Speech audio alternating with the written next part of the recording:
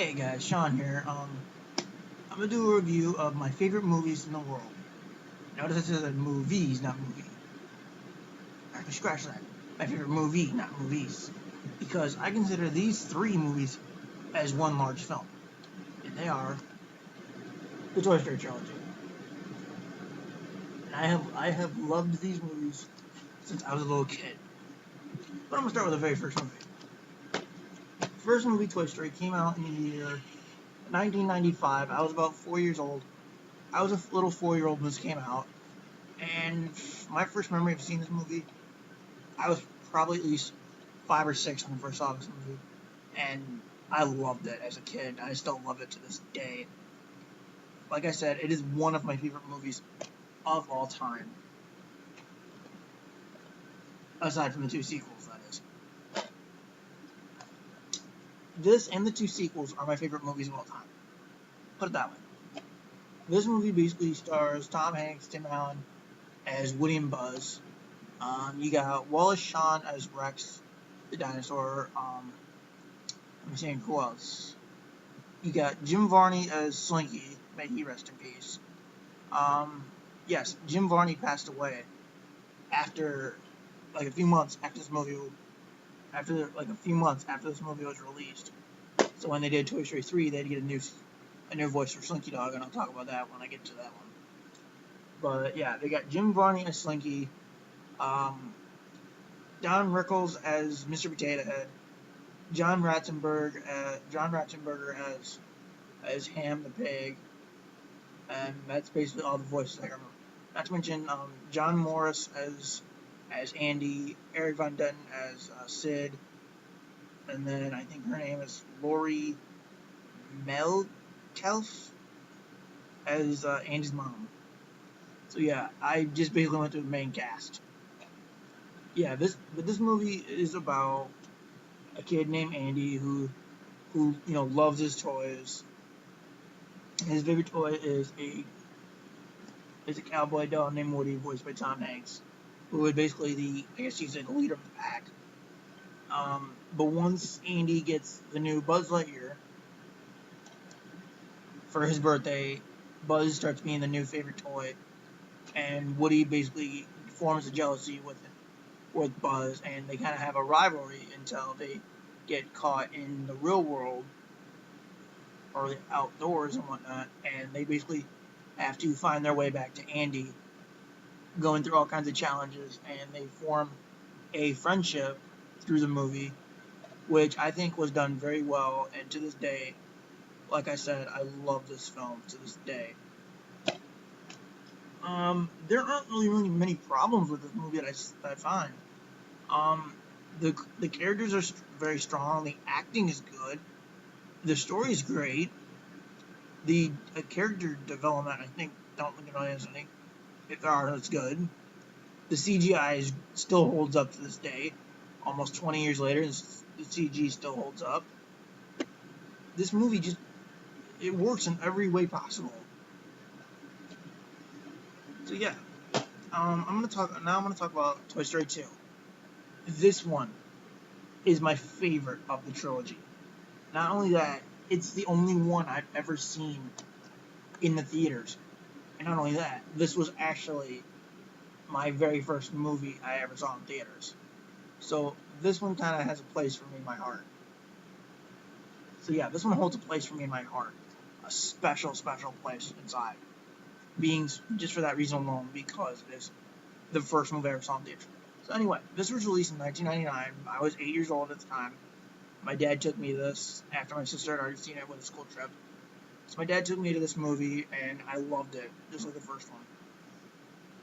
This one picks up, I'm guessing, a couple years after the second one, or after the first one, I mean. At least a couple years.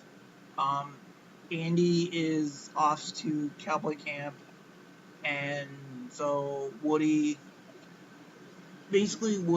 tries to help a friend who's being sold in a yard sale, bail him out of the yard sale. But he gets stolen by a greedy toy collector, played by Wayne Knight, and all the cast returns for this. John Morris, Tom Hanks, Tim Allen, Don Rickles, Wallace Shawn, Jim Varney, et cetera, et cetera, et cetera. Well, pretty much everybody I named for the first movie comes back, with some additions such as Estelle Roberts as Mrs. Potato Head, and then you got Joan Cusack as Jessie, um, Kelsey Grammer as Stinky Pete the Prospector, and then, like I said, Wayne Knight as Al the Greedy Toy Collector. So yeah, Buzz and the toys basically form a rescue squad to get Woody, and Woody basically meets up with these new toys. Jessie,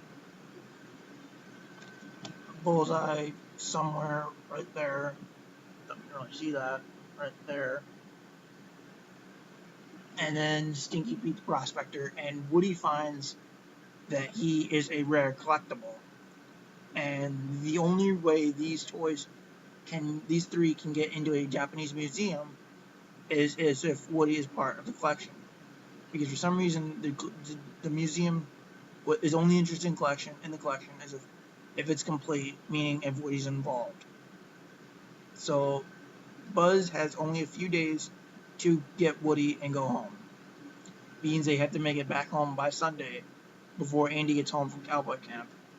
And it is at least a weekend-long chase to get Woody and get back. And this movie is about 92 minutes, whereas the first one's first one's 81 minutes, so yeah, it's 11 minutes longer. This movie was actually supposed to be originally a directed DVD, or at the time a direct-to-video movie, but they looked at the work print, we're going to call it, and realized that it was good enough to put in theaters, and so they put it in theaters. And I'm really glad they did, because this was my very first theater movie, and I loved it, and I still love it to this day. Now we're up to the third and final film in the trilogy. I'm hoping final. Toy Story 3, released 2010. This took 11 years to get out. I don't know why, but it took 11 years to be released. This is 103 minutes. Again, another 11 minutes after the last one. 11 years and 11 minutes. Funny. This stars pretty much everybody. Pretty much everybody from the last two movies except for Kelsey Grammer. His character got disposed of in the last one. So yeah, Andy's now 17 and going off to college. The toys are worried about what's going to happen to them.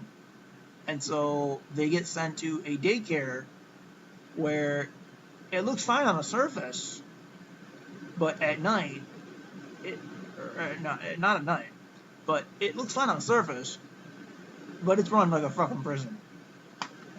Because this little teddy bear, Lotso, runs the daycare like a freaking prison. And so Andy's toys basically have to find a way to break out of said prison and get back to Andy's house before Andy leaves for college.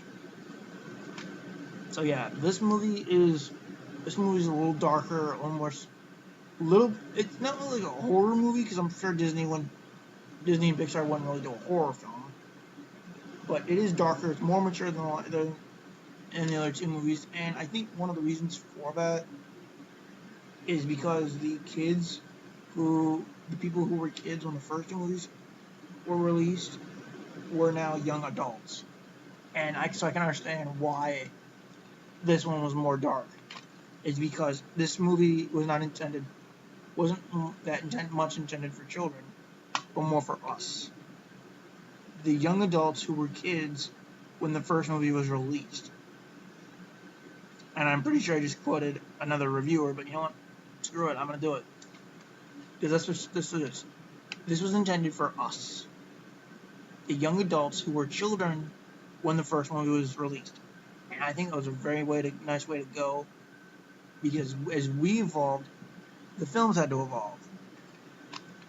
And like Adam J said, like with wine, This movie only got these movies only get better with age. So yeah, I love these films. The second one I think is my favorite one. Um, if I had any problems with these movies at all, it's that I think this one came out 11 years too late. But I can see why it was released at this point, that point, at the point that it was.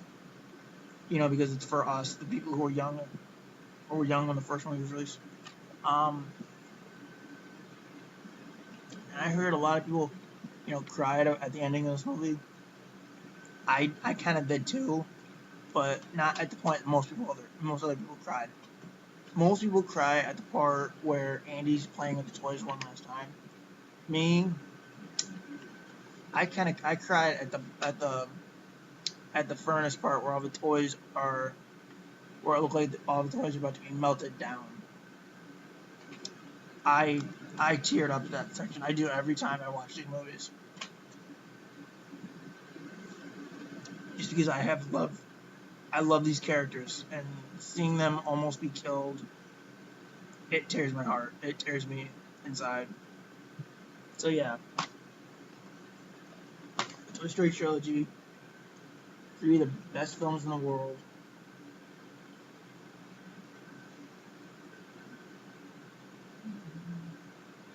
Three of the best films in the world, and I did want to mention that the new voice actor in this movie, because Jim Varney had passed away in 2000, the year after, like a few months after Toy Story 2 was released, his friend Blake Clark took over the role, and in some scenes it's barely noticeable. The voice change is barely noticeable in some scenes, because Blake Clark said in an interview, or in the making of this movie, in the bonus feature known as The Gang Is All Here, where it basically interviews the crew, the cast and crew, Blake Clark said, and I quote, "I just wanted to do right by the role and do right by Jim." And even Lee Winnell, the director, said that he thought Jim would be proud of Blake's performance. And when I heard that, I was happy. When I heard those things, I was happy.